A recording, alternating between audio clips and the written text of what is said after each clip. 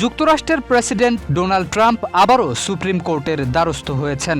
এবার লেখক জিন ক্যারলের করা মানহানি মামলায় জুরির দেওয়া $83.3 মিলিয়ন ক্ষতিপূরণের রায় বাতিলের আবেদন করেছেন তিনি।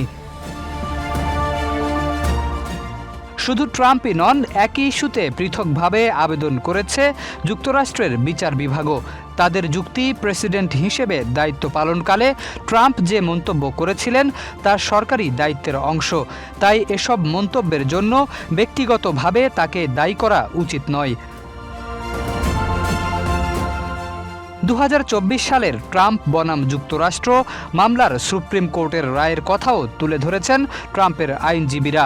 দেশ জুড়ে যে কোনো কেনাকাটায় 10,000 টাকার বেশি অফার, তাই পেমেন্ট মানেই বিকাশ। অন্যদিকে জিন ক্যারল দীর্ঘদিন ধরেই ট্রাম্পের বিরুদ্ধে আইনি লড়াই চালিয়ে যাচ্ছেন। 2019 সালে তিনি প্রথম মানহানির মামলা করেন। পরে 2022 সালে ট্রাম্প সামাজিক যোগাযোগ মাধ্যমে তার অভিযোগকে ভুয়া, প্রতারণা এবং সম্পূর্ণ জালিয়াতি বলার পর দ্বিতীয় মামলাও দায়ের করেন। 2023 সালে একটি জুরি ট্রাম্পকে যৌন নিপীড়ন ও মানহানির জন্য দায়ী করে ক্যারলকে $50 লাখ ক্ষতিপূরণ দেওয়ার নির্দেশ দেয়। এরপর 2024 সালের জানুয়ারিতে প্রথম মানহানি মামলায় আরও $83.3 মিলিয়ন ক্ষতিপূরণ দেওয়ার রায় আসে, যার বড় অংশ ছিল শাস্তিমূলক ক্ষতিপূরণ। এর আগে চলতি বছরের জুনে $50 লাখ রায়ের বিরুদ্ধে ট্রাম্পের আপিল শুনতে অস্বীকৃতি জানিয়েছেন সুপ্রিম কোর্ট। ফলে সুদ সহ সেই অর্থ পরিশোধের নির্দেশও বহাল থাকে।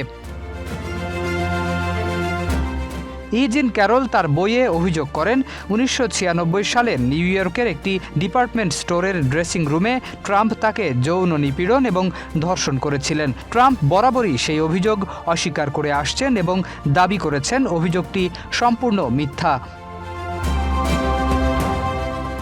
এখন প্রশ্ন, $83.3 মিলিয়ন এই রায়ের বিরুদ্ধে ট্রাম্পের নতুন আবেদন শুনানির জন্য গ্রহণ করবে কিনা যুক্তরাষ্ট্রের সুপ্রিম কোর্ট। সেই সিদ্ধান্তের দিকেই নজর রয়েছে দেশটির রাজনৈতিক ও আইনি মহলের।